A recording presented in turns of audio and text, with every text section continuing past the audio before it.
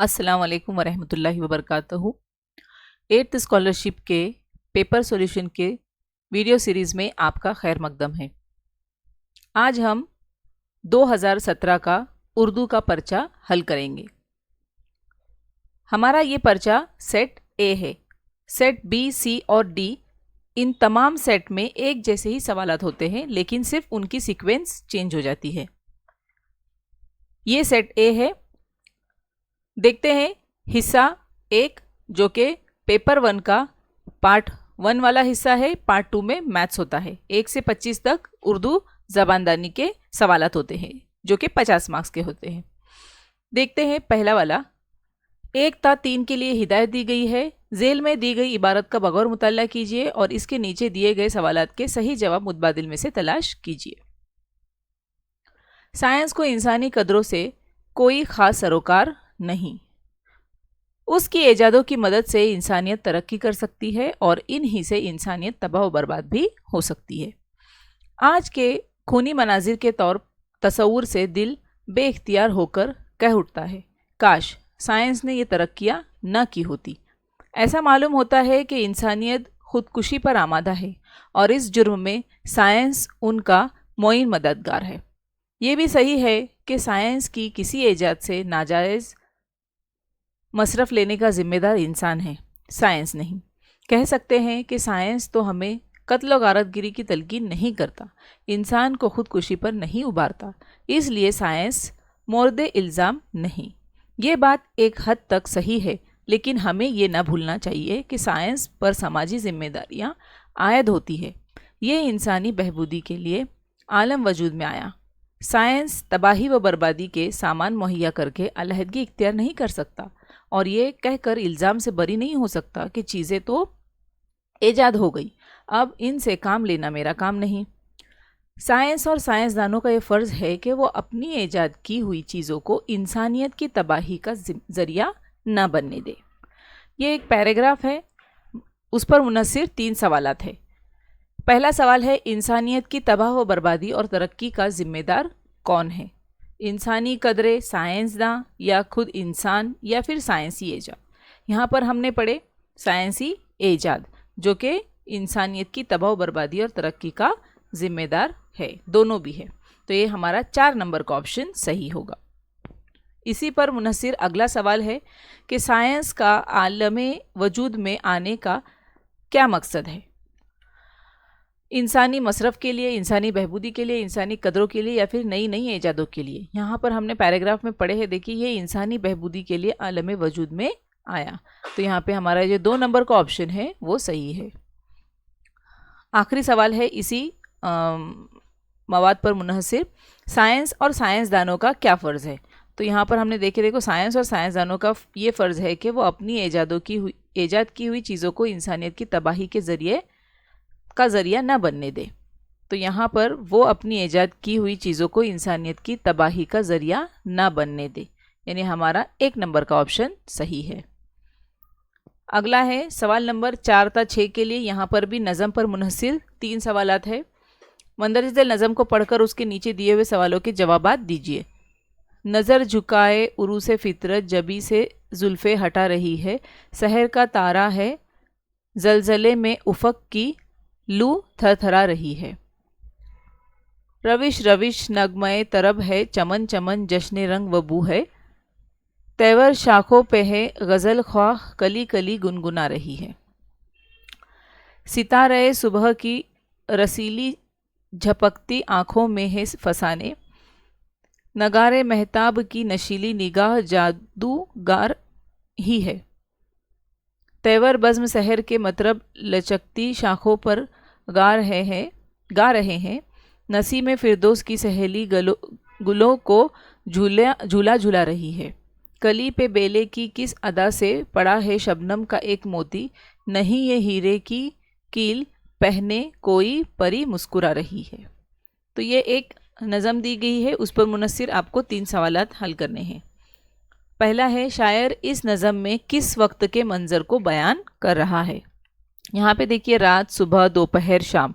यहाँ पे सितारे सुबह की रसीली झपकती आंखों में है फसाने, तो ये सुबह का मंजर है, सुबह का वक्त यहाँ पर दिखाया गया है, यानी 2 नंबर का ऑप्शन हमारा सही है। अगला सवाल है बज़्म सहर का मतलब किसे कहा गया है।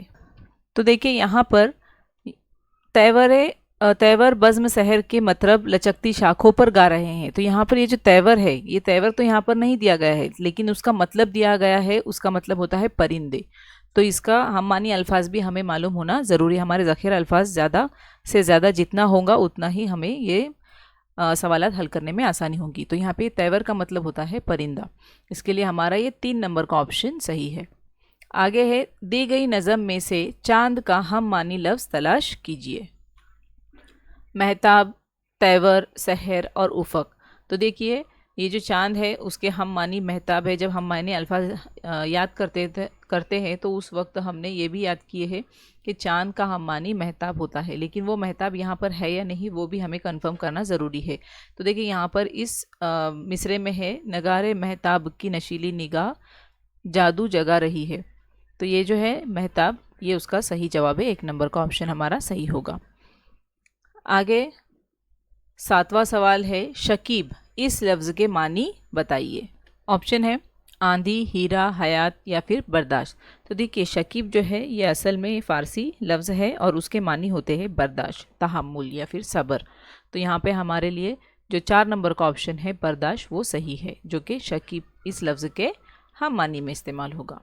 अगला है लागर का मुतज़ाद लफ्ज़ मुतबादिल से तलाश कीजिए। ऑप्शन है बीमार, फरबा, सुस्त और बखील।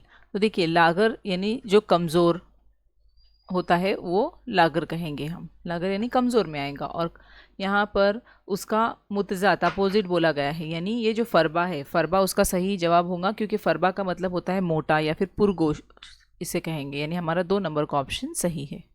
यहाँ पर नाहंजार यही एक लफ्ज़ है जिसको 4 अलग अलग तरीके से लिखा गया है। सही इमला जो है वो ये 3 नंबर वाला है, ये सही है, इसलिए हम 3 नंबर वाला फिल करेंगे। अगला देखते हैं जैसी करनी वैसी भरनी। इस कहावत के लिए मुनासिब मुतबादिल दिए गए हैं, जेल में से सही 2 मुतबादिल तलाश कीजिए। अब यहाँ पे जैसी करनी वैसी भरनी इस कहावत के लिए मुनासिब मुतबादिल तलाश करना है और 2 सही है। अच्छे का बदला बुरा, बुरे का बदला अच्छा, तो ये अपोजिट दिए गए। देखो जैसी करनी वैसी भरनी इसका मतलब नहीं होगा अच्छे का बदला अच्छा और बुरे का बदला बुरा, यानी जैसा करेंगे वैसे भरेंगे। अच्छा करेंगे तो अच्छा बदला मिलेगा, बुरा करेंगे तो बुरा बदला मिलेगा। इसलिए हमारा जो ये 3 और 4 नंबर का ऑप्शन है वो सही है, क्योंकि हमें 2 मुतबादिल तलाश करने हैं। अगला है लफ्ज़ों के मजमूए के लिए नीचे दिए हुए मुतबादिल में से मुनासिब लफ्ज़ पहचानिए। अभी लफ्ज़ों के मजमूए के लिए कौन से दिए गए हैं? किसी हाकिम के साथ उठने बैठने वाला, कोई हाकिम है उसके साथ में जो उठता बैठता है उसे हम क्या कहते हैं? उसे हम मसाहिब कहेंगे, यानी हमारा 1 नंबर का ऑप्शन सही है। अगला है देखिए यहाँ पर ये एक शेर दिया गया है, इसमें ये ख़त कशीदा मुहावरे के मानी मुतबादिल से तलाश कीजिए। बिक्स रह गई है ना, कली की तरह से बिक्स रह गई। तो ये बिक्स रह गई का क्या मतलब होता है? मजबूर हो जाना, मुरझा कर रह जाना, या फिर पहलू में दर्द होना, या फिर खामोश हो जाना। तो देखिए यहाँ पर मुरझा कर रह जाना उसका सही जवाब है, क्योंकि बिक्स रह जाना का मतलब है खिलते ही मुरझा जाना, तो ये उसका मतलब होगा मुरझा कर रह जाना। हमारा 2 नंबर का ऑप्शन सही है। अगला देखेंगे आवाज़ के एतबार से हुरूफ तहजी की कितनी किस्में हैं? 5, 3, 2 या फिर 1। तो देखिए आवाज़ के एतबार से हुर्फ़े तहजी की 2 किस्में होती है, हुर्फ़े इल्लत और हुर्फ़े सही, यानी हमारे जो 3 नंबर का ऑप्शन है 2, ये सही है। अगला क्या जहानत पाई है उस गरीब ने, बताइए मंदरजा बाला जुमले में फ़जाइया अलामत कहाँ लगाएंगे?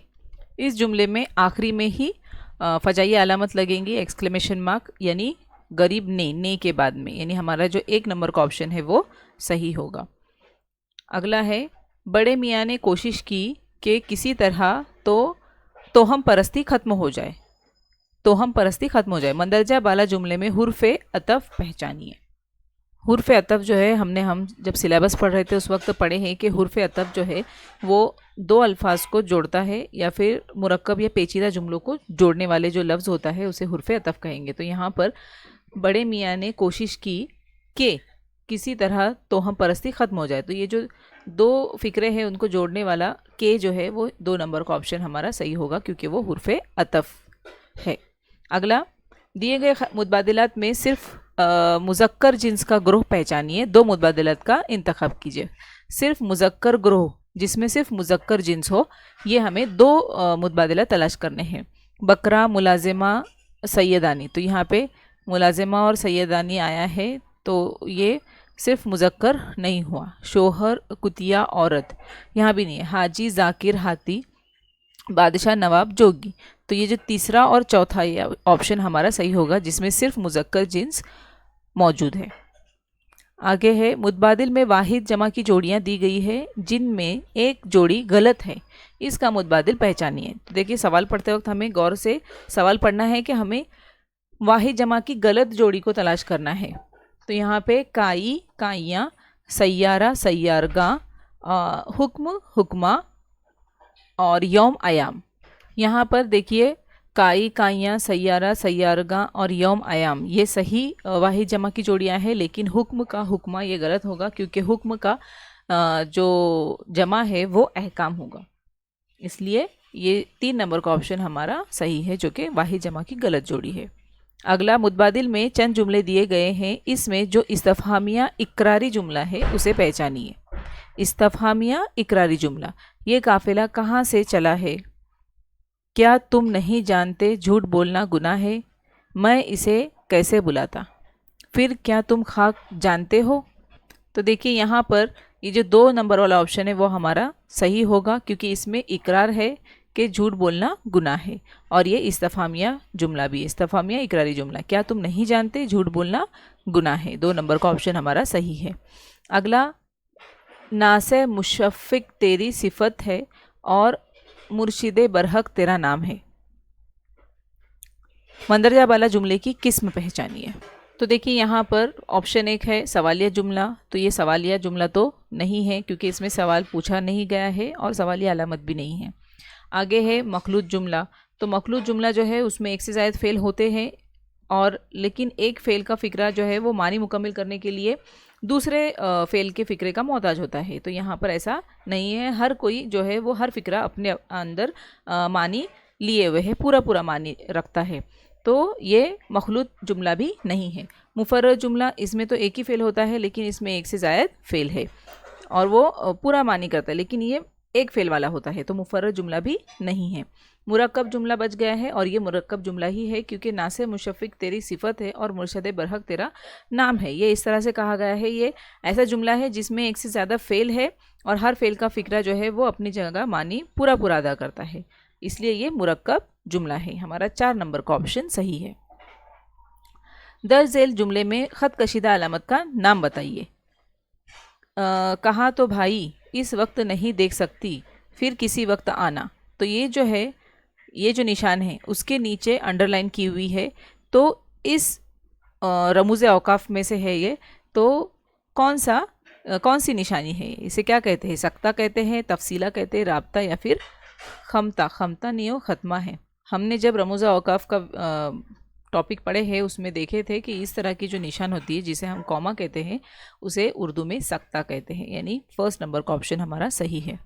अगला है, दर्ज झेल जुमलों में सही रमूज़ औकाफ इस्तेमाल होने वाले जुमले की शनाख्त कीजिए, यानी ऐसा जुमला जिसमें सही रमूज़ औकाफ का इस्तेमाल किया गया है। काजी साहब निकाह पढ़ाइए। वो शर्तें क्या हैं? लड़कों होशियार हो जाओ, सवारी आ रही है। हाँ हुजूर आप आइए। तो देखिए, यहाँ पर काजी साहब निकाह पढ़ाइए, तो ये सवाल तो है नहीं, यहाँ पर तो सवालिया अलामत नहीं देना चाहिए थी, इसलिए ये ड्रॉप हो गया हमारा। वो शर्तें क्या है? अब ये सवालिया जुमला है, लेकिन इसमें सवालिया अलामत नहीं है, इसलिए ये भी हमारा ड्रॉप हो गया। लड़कों होशियार हो जाओ, सवारी आ रही है, तो ये हमारा जो है वो सही है, लेकिन इसमें भी ख़त्मा होना चाहिए था। हाँ हुजूर आप आइए, तो ये नहीं है, ये भी सही नहीं है। तो हमारा जो 3 नंबर का ऑप्शन है वो सही होगा, लेकिन इसमें सिर्फ एक ख़त्मा आने की ज़रूरत थी। 3 नंबर का ऑप्शन हम फिल करेंगे। नेक्स्ट, दर्ज झेल जुमले में माजी की किस्म पहचानिए। काश मैं वज़ीर आज़म होता। माजी तमन्नाई, माजी शर्तिया, माजी एहतिमाली, या फिर माजी शकी। देखिए, यहाँ पे काश इस लफ्ज़ से ही हमें यह ज़ाहिर होता है कि ये तमन्नाई है, माजी तमन्नाई। हमारा 1 नंबर का ऑप्शन सही है। अगला, अल्लामा इकबाल के 2 तसानीफ़ मंदरजा झेल मुतबादिल में से तलाश कीजिए। तो देखिए तसानीफ़, शायर, उनकी तसानीफ़, ये हमने वीडियो देख चुके हैं। आपको ये जो सवाल है हल करने के लिए आपको ये चीज़ें मेमोराइज़ करना ही होगी। बांगे दरा, ज़रबे कलीम, अंदाज़े बयां या फिर हवाई कीले। हमें 2 ऑप्शन चूज़ करना है और उसमें पहला और दूसरा ऑप्शन ये दोनों भी अल्लामा इकबाल की ही तसानीफ़ है, बांगे दरा और ज़रबे कलीम, यानी हमारा फर्स्ट और सेकंड नंबर का ऑप्शन सही है। आगे सेकंड लास्ट क्वेश्चन है हमारा, दर्ज झेल शेर में सनत की किस्म पहचानिए। सनत यानी जो हमने पढ़े हैं सनत तलमी, सनत तज़ाद, तशबी, मुबालगा, ये सब हमने पढ़ चुके हैं। तो यहाँ पर है शेर दिया गया है, अदा की सुन्नत शब्बीर, देखो रज़ी अल्लाह ताला अन्हु, किसने यूं ज़माने में गए कितने सलातीन, किसने समझा खून को पानी। तो देखिए जब तारीख़ी वाक़े का जिक्र होता है जिस शेर में, तो उसे सनत तलमी कहते हैं, ये हम पढ़ चुके हैं। तो ये 2 नंबर का ऑप्शन हमारा सही होगा, सनत तलमी। आखिरी सवाल है हमारा उर्दू के पर्चे का 2017 का जो हम हल कर रहे हैं, जुग्राफिया नाक और कान का इस सबक के मुसन्निफ़ का नाम बताइए। ये जो सबक है इसके जो मुसन्निफ़ है वो तालिब ज़ैदी है, जो कि 3 नंबर का ऑप्शन हमारा सही है। इस तरह से हमने 2017 का उर्दू का सेट ए का पर्चा सवाल नंबर 1 से 25 तक हल किए हैं। इंशाल्लाह अगले वीडियो में हम 2018 का उर्दू का पर्चा लेकर हाजिर होंगे। शुक्रिया।